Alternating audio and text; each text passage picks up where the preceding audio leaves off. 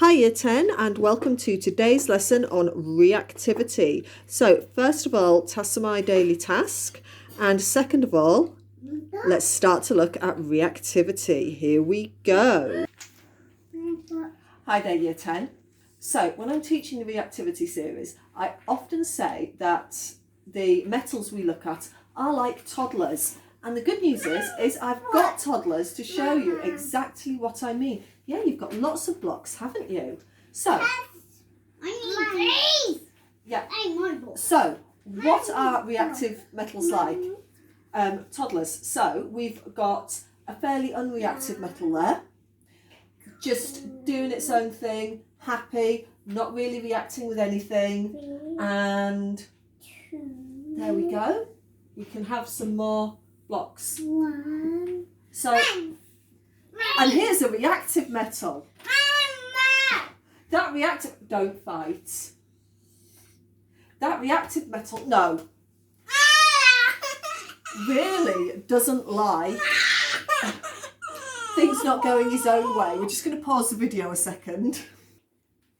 So, if we remember, our metals lose their electrons to make positive metal cations. Okay, sorry, gonna have to pause again. Okay, so we've got our positive metal cations which have given away electrons, they've reacted.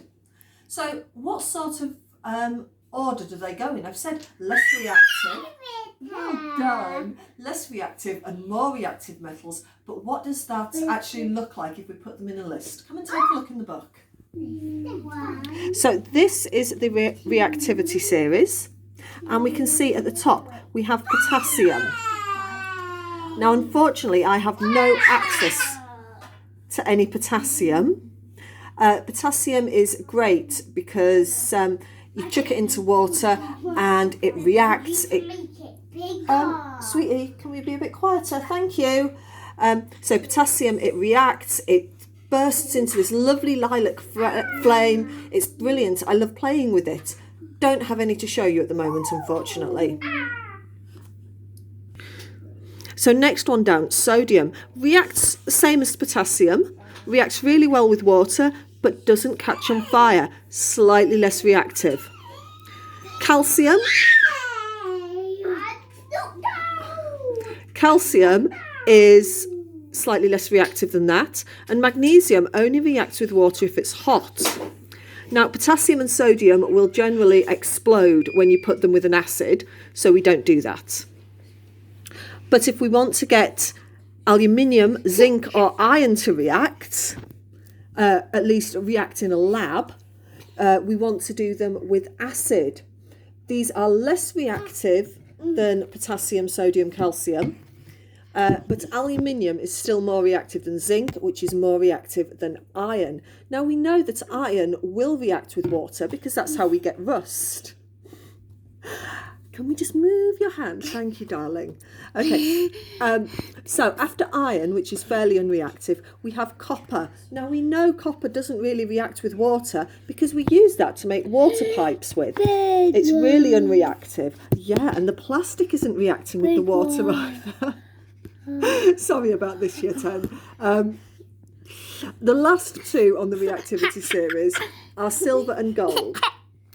Copper, silver and gold are so unreactive that we can make jewellery out of them because they're not going to react with our skin. Ideally, we would be making pipes and electricity things out of silver and gold. Very amusing. But we don't, just simply because of the expense of it. Okay? So the next thing to know about is displacement reactions. So if I had a fairly unreactive metal compound, so for example, we had iron oxide, so this little one's iron and I'm oxygen, okay? We've got a nice bit of rust here and we're sticking together, and we do that until a more reactive metal comes along. So reactive metal, do you want to come over here? Yeah, come here.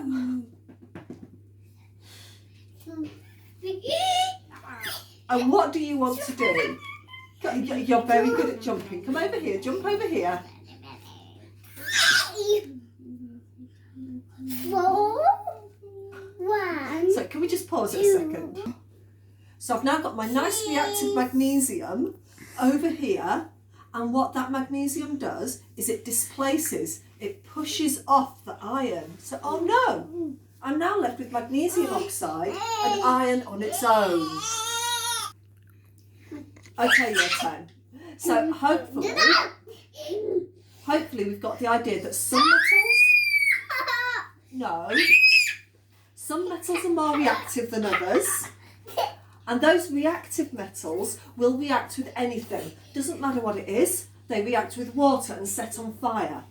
And there are metals out there that are more reactive than potassium. Some of them are medium reactive, they'll react if you make them. And others are not reactive at all. They're like gold, they're like platinum, they do not react. Not only that, but a reactive metal will displace, will push a non-reactive metal out of the way so it can react with the non-metal that the unreactive metal is bonded to. Right, I do need to go. It is these two's bedtime, in case you couldn't tell. Yes, it's a fish one. Yeah, so metals have different reactivities. It's about how much they want to throw away the outer electron. Okay, so the really reactive ones get rid of their outer electron easily. The non-reactive ones don't. Reactive metals will displace or push away a non-reactive metal in a compound. Okay, there's a worksheet to try and do. All you need to know are those principles. Take care, Year 10. See you next week.